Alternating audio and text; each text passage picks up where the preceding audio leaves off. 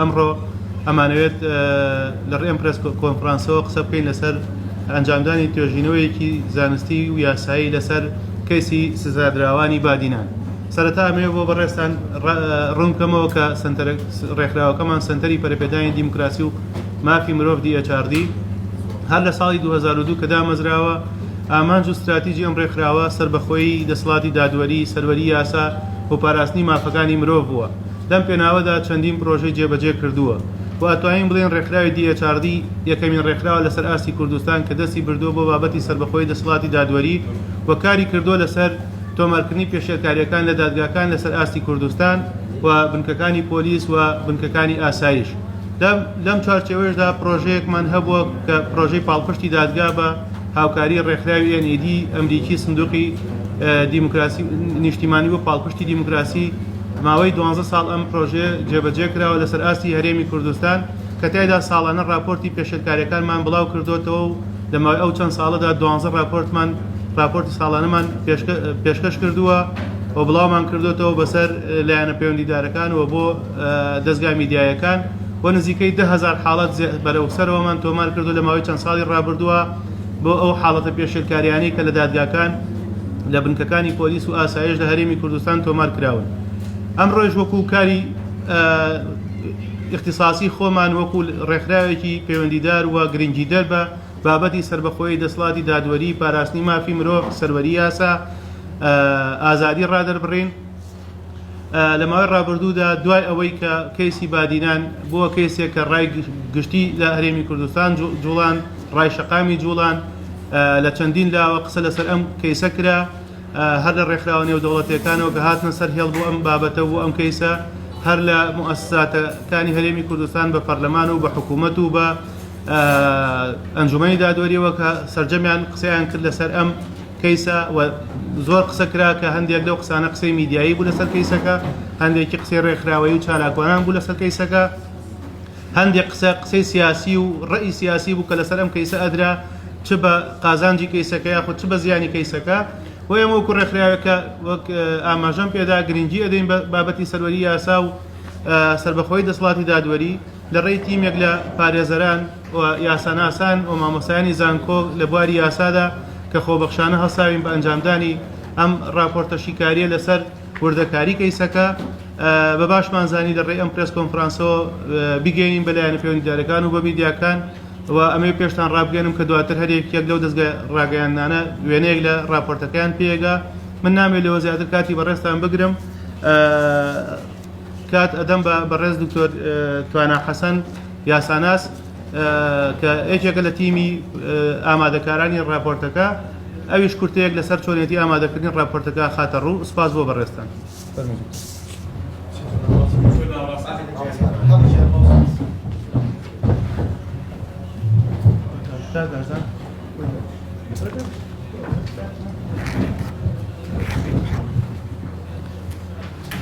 بەیانیتان باش، بە خێراتنی هەموو لایەکانەکەین. پێم خۆشە هەر لێرەوە دەستخۆشی لە ڕێکخراوی DHRD و دەستگا ڕاگەیاندە بەڕێزەکان بکەم بۆ گرنگیدانیان بەم بابەتە. بەڕاستی ئامادەکردنی ئەم راپۆرتە لە نەتیجەی ئەو کاردانەوانە و دروست بوو کە لەسەر دۆسیەی دەستگیرکراوانی بادینان لە هەرێمی کوردستان دروست بوو بە دوای خۆی داهێنا. پێمان باش بوو هەم بۆ داکۆکیکردن لە دەسەڵاتی دادوەری و دادگای بەڕێز و هەم بۆ تیشە خستنە سەر لایەنی یاسایی دۆسیەکە و هەم بۆ دوورخستنەوەی ئەو مهاتەرات و کاردانەوە هەڵاوهوریە سیاسی کە دروست بوو لەسەر بابەتەکە، ئەوەی کە گرنگ بوو بەڕاستی بیخەینە ڕوو لایەنە یاسایەکەی بوو. چونکە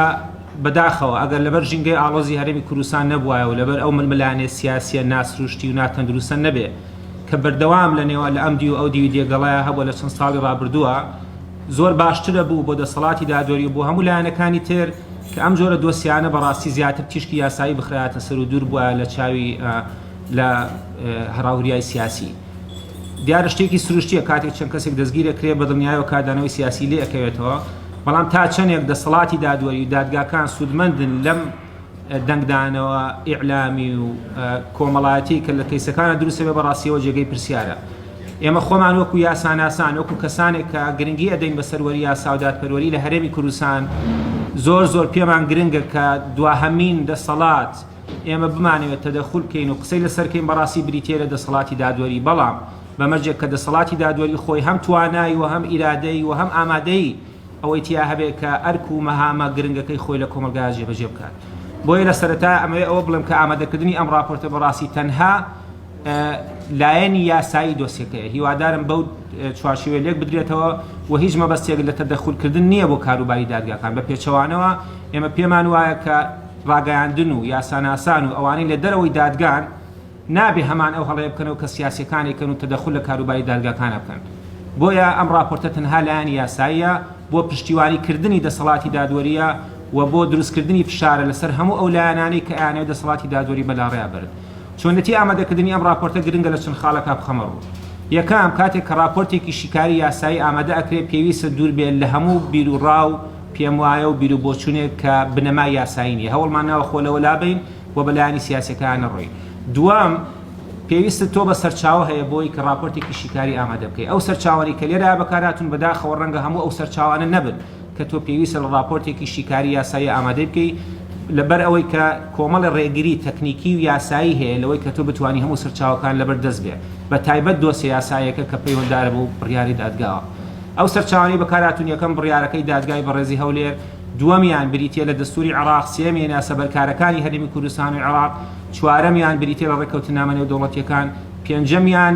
چاودێریکردنی پرۆسی دادگاییکردنەکە لە کاتی بەڕێوەچوونی دادگایەکە لە هەولێر، شەشەم ڕاو بیر و بۆچوونی یاسایی تەنها یاسایی پارێزەرانی دۆسیەکە و کۆمەڵە دادوەری بەڕێزکە لە دوور و نزیک ئاگاداری بابەتەکە بوون. و حوتەمیش دەتوانم بڵێم بەشێک لەو شتانەی کە هاتوونەتە دەرەوە لە دۆسیەکە بە ڕێگای دروستی یاسایی. بۆیە ئەکرێت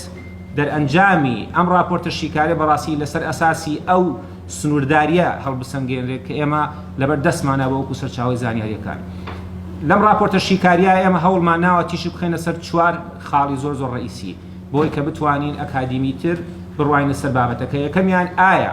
بابەتی سەرەکی تۆمەتەکە بریتی بۆ لە چی لەم دۆسیە یاساییەدا؟ ئەو واقع و ڕوودا و کار و چالاکیانە چی بوون کە کراونەتە بنەما بۆ داڕشتنی واقعی ناو دۆسیەکە؟ ئەمە پرسیاری هەموو دادوەرێک و هەموو دۆسیەکی یاساییە. ئایا چی ڕوویاوە؟ دووەم بنەمای یاسایی و چوارچێوەی یاسایی چییە کە بەکارهێنراوە بۆی کە ئەو کار و کردە و چالاکی واقع مادیەی پێ بسەنگێنرێت کە لێرا بەتەکید وازحە کە چی یاسایەکە بەکارهێنراوە لە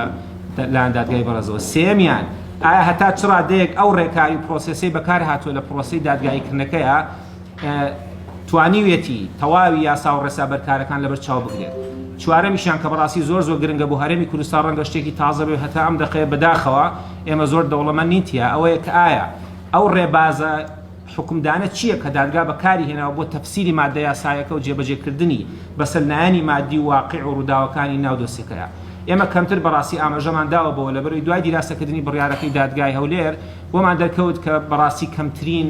یان لانی کەم ئەوەنی کە نووسراوە ئێمە ئەیبینی بۆی کە تۆمەتباریان نەکەین کەمترین کات و بواردراوە بە تەفسیرکردنی ئەو مادەی کە جێبەجێ کراوە بەسەر واقعەکە و بەسەر ئەو کار و چالاکەی پێش تۆمەتبارەکە ئەنجامیان داوە. ئەم چوار نقطەیە بەڕاستی بۆ ئێمە گرنگ بوو لەسەر ئەساسی سێ نقطە لەو چوارە ئێمە وەستاوین. لایەنێکی ترکە گرنگە ئێمە ئاماژەی پێ بدەین ئەوەیە کە دوای ئەوەی دیراسی ئەومان کردو ئێمە زۆر بەداخەوە ئەڵێم تەنها لە ڕووی یاساییەوە بەپێی دەستوری عێراقی بەپێی یاسا و ڕێسابەرکارەکانی هەرێمی کوردستان 18 خاڵی سەرەکیمان دیاری کردووە کە لەلایەنی ڕواڵەتی و ڕێکاری دووەمیشیان لەلایەنی جەوهەری و بابەتی دۆسیەکەیان لەبەر چاو نەگیراوە بوو پێویست. واتە ئەم راپۆرتە دوای ئەوەی کە سەرچاوەکانی دیراسە کردو، دوای کە بڕیارەکەی دادگای دیراسە کردو، دوای ئەوەی کە وتوێژێکی زۆری لەگەڵ پارێزەران و دادوەران و ئەو لایەنانی تر کردووە کە ئاگاداری ناوەڕۆکی دۆسیەکە بوون، بۆمان دەرکەوت کە لانی کەم یاخود ئەوەی کە هەبووە 18 خاڵی هەتا ڕادەیەکیش جەوهەری کە ئەتوانی نابنەی کەم و کوڕی خاڵی جێگای تێبینی و سەرنجی یاسایی لە چۆنیەتی ئیدارەدان و بەڕێوەبردن و بڕیاردانی دۆسیەکەدا هەبووە. ئێمە وەکو پێشتر ئاماژەم پێدا دادگا تۆمەتبار ناکەین بەوەی کە نەیتوانی و ئیشی خۆی بکە، بەڵام تەنها لە چوارچێوەی ئەو راپۆرتەدا ئەتوانین ئاماژە بۆ بدەین بەپێی ئەوەی کە دیراسەمان کردووە 18 خاڵ و تێبینی و سەرنج هەیە لەسەر چۆنیەتی بڕیاردانەکە و چۆنیەتی ئیدارەدانەکە. ئەم خاڵانە بەشێکیان جەوهەری و بابەتین، بەشێکیان پەیوەندیان بەلایەنی ڕواڵەتی و بەلایەنی ڕێکاریەوە هەیە. بەداخەوە هەر لە چۆنیەتی دەستگیرکردنەکەوە، هەر لە وەرگرتنی ئیفادەکەوە، هەر لە کۆکردنەوەی بەڵگەکانەوە، هەر لە ئەو شایەتی کە بەکار هاتووە بۆ شایەتیدان لە دژی تۆمەتبارەکان، هەر لە چۆنێتی و توێشکردنی ئەو بەڵگانی کە لە دادگایە هەبوون، هەر لە چۆنێتی تعاملی دادگا لەگەڵ بانگەشەی ئەشکەنجەدان و زۆری لێکردن و مامەڵەی نامرۆڤانە کە لەلایەن پارێزەرانی تۆمەتبارەکەنەوە ئاماژەی پێدراوە، هەر لە چۆنیەتی تەکلیفی قانونی مادە قانونیەکەەوە کە بەکار هاتووە، هەتاوەکو جێبەجێکردنی مادە قانونیەکەش کۆمەڵە سەرنج و تێبینی هەیە کە ئێمە چاوەڕوانەکەین و چاوەڕوانمان کردو و بەردەوامیش پشتگیریانەکەین بۆی کە دادگای بەڕێز لە هەر شوێنێکی ئەم هەرێمی کوردستانە هەیە ئەمانە بەڕاستی تێنەپەڕە بەسەریانە. هێشتا بڕیارەکە یەکلای نەبووتەوە، هیوادارین کە دادگای پێداچوونەوە لە هەولێر بتوانێت کە ئەو 18 خاڵی ئێمە ئاماژەمان پێداوە کە کاکاردوی سەباسیەکە پەیوەندیان بە تەواوی ڕێکاریەکان و خودی ناوەڕۆکی پرۆسی دادگایکردنەکە و ناوەڕۆکی بڕیارەکەەوە هەیە لەبەر چاو بگرێت لە کاتی بڕیاردانی کۆتایی لەسەر دۆسیەکە. من هیچی تر ناڵم، تەنها ئەوە ناڵم کە هیوادارم داخوازێکی بچووکم هەیە لە دەستگاکانی ڕاگەاندن لە کۆمەلگای مەدەنی کە هەمان هەڵەی لایەنە سیاسیەکان نەکەینەوە، خۆمان بپارێزین لە تۆمەتبارکردن و تەدەخولکردنی ڕاستەوخۆ بە کاروبار و بڕیارەکانی دادگا، با لە جیاتیەوە ئێمە هەوڵبین لەمە دووە چۆنێتی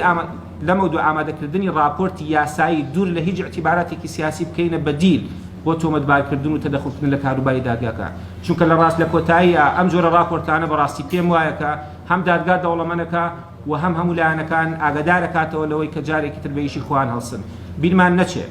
چ لە هەولێر چ لە سلێمانی چ لە هەر شوێنێکی ئەم کوردستانە ڕاستە هەڵەوکەم و قوڵی زۆر هەیە لە دەسەڵاتی دادوەری دادگاکانە،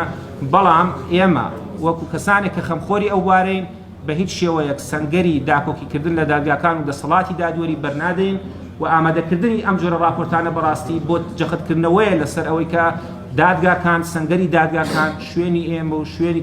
توێژینەوەی یاسایی و شوێنی لێکدانەوەی یاسایە نەوەکو شوێنەکە بەردەوام کراوە بێت بۆ تەدەخولاتی سیاسی. ئێستا من پێم باشە کاکاردۆ ئەگەر بتوانێت ئەو 18 خاڵە ئەگەر بە کورتیش بێ ئاماژەیان پێبدا کە لانی کەم ئەو خاڵت جەوهەریانە چی بوون کە ئەوان لە دۆسیەکە ڕەچاو بکرێن، وەکوتم بەو هیوای کە دادگای پێداچوونەوەی بەڕێز بتوانێت بڕیارێکی دروست بە لە بەهەندوەرگرتنی ئەو خاڵانە و چەند خاڵێکی تریش کرد لایحەی پارێزەری بەڕێزی تۆمەتبارەکانەوە خراوەتەوە و زۆر سوپاس بۆ ئامادەبوونتان.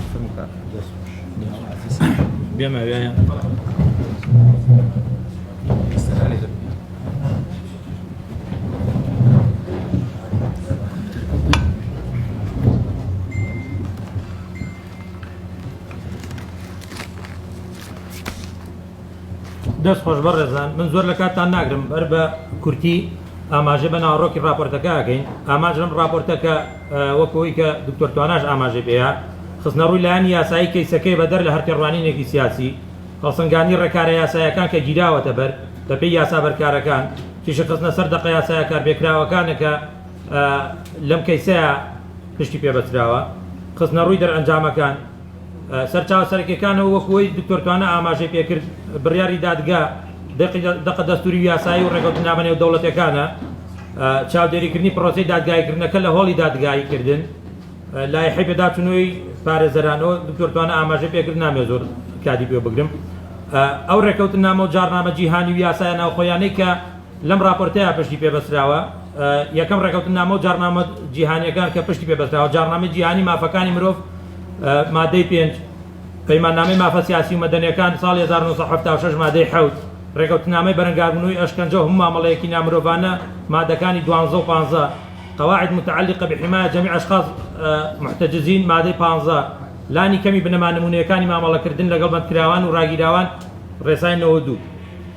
یاسا ناوخۆیەکان کە پشتی پێبەستراوە لەم راپۆرتەیە، دەستوری هەمیشەی عێراق ساڵی 2005 مادەی 19 بڕگەی 4 و 11 و مادەی 37 بڕگەی جی، یاسای ژمارە 21 ساڵی 2003 هەرێمی کوردستان مادە 1 ئەوەی کە ئیدانی تۆمەتبارانی پێکراوە، یاسای ژمارە 22 ساڵی 2003 هەرێمی کوردستان، یاسای بنەما دادگەری سزایەکان ژمارە 23 ساڵی 1970 مادەکانی 57 بڕگەی ئەلف 63 بڕگەی بە 123 127 172 تا 176 مادەی 212 218 249 یاسای سزادانی عێراقی ژمارە 111 بۆ ساڵی 69 مادەکانی 333 و 240 پشتی پێبەستراوە، یاسای پارێزەرایەتی ژمارە 7 ساڵی 1990 مارکاو بۆ کاری پارێزەرایەتی لە هەرێمی کوردستان مادەی 20 پشتی پێبەستراوە. دەرئەنجامەکان بە کورتی بیخێنە ڕوو، ئەمە لیستی هەندێک لەو پێشێلکاریانەیە کە بەپێی یاسا بەرامبەر تۆمەتباران کراوە وەکو دکتۆر تواناش ئاماژەی پێکرد ئێمە ئەم پێشێلکاریانە لە ئەنجامی سیرکردنی ئەو سەرچاوانەی کە لە بەردەستمانە بووە لەوە هەڵمان هێنجاوە نەک بڵێن لە خۆمانەوە داماڕشت بێ وەرگرتنی ئیفادە لە ماوەی 24 کاتژمێردا کە ئەوایە تۆمەتبار لە ماوەی 24 کاتژمێردا ئیفادە وەربگیر لە بەردەمدا دۆرە دابینکردنی پارێزەر و ڕێگەدان بە پەیوەندی بەردەوام لەگەڵ پارێزەر لە هەموو قۆناغەکانی لێکۆڵینەوە ئامادەبوونی پارێزەر لە کاتی وەرگرتنی ئیفادە لە سەرەتای لێکۆڵینەوە هەتا کۆتایی ڕێگەدان بە پارێزەری تۆمەتبار بۆ بینینی دۆسیەکان و خستنە ڕووی سەرنجی یاسایی خۆی بینینی کەسوکار و پەیوەندیکردن لەگەڵ کەسوکاردا لە سەرەتای دەستگیرکردنەوە بەڕێزان ئەمانەی کە ئێڵێن ئەمانە پێشێلکاریان بەرامبەرکراوە کە مافی تۆمەتباران بووە بۆیان دابین بکرێ بۆیان دابین نەکراوە ئەشکەنجەدان و مامەڵەی نامرۆڤانەوەکو خۆیان بانگەشەیان کردووەکە لەژێر هەڕەشەی ناموس و ئەشکەنجە و مامەڵەی نامرۆڤانەدا اعترافیان پێکراوە گرتنەبەری ڕێکاری یاسایی لەسەر ئەو بانگەشەی تۆمەتباران کردویانە تا ئەم دقەی ئێمە ئاگادار بین هیچ ڕێکارێکی یاسایی نەگیراوەتە بەر لەسەر ئەو بانگەشەی تۆمەتباران کردویانە کە ئەشکەنجە دراون ئایا ڕاستە یان ناڕاستە لەبەر ئەوەی کە بەپێی مادەی 333 ئەمە ئەچێتە جینایەتەوە بۆیە دادگا لەوێ ئەوراقی تاقیقی بکردێتەوە بۆ ئەو قسەی بزان تا چەند ڕاستە یان ناڕاستە بە هەندوەرگرتنی داوای تۆمەتباران بۆ سەلماندنی ڕاستی و دروستی و بەڵگانەی کە خراوەتە ڕوو دابینکردنی مافی بەرگری لە خۆکردن لە ڕێگەی بە هەندوەرگرتنی داوای سەلماندنی بەڵگە و زانیاریەکان لەلایەن تۆمەتبارانەوە راپۆرتەکە بە دوور و درێژی تیشکی خستۆتە سەر هەموو ئەو خاڵانە دواتر ئەو بەڕێزانەی کە ئەیانەوێت ئەتوانین چ بە کۆپیکراوی بە بیاندەینێ یاخود لە ڕێگەی ئیمێڵەوە کە ئەو ئیمەڵانەی نووسیتانە بۆتان بنێرین دەستان خۆش بێ سپاسانەکەم ئێستا دەرگای پرسیارکردن کراوە هەر کەسێ پرسیارێکی هەیە کاکارزان بەڕێوەبەری ڕێکخراوی HRD کە ئەم راپۆرتیان ئامادە کردووە ئامادەی لێرە بۆەوەی کە وەڵامی پرسیارەکانتان ماست دەستان خۆش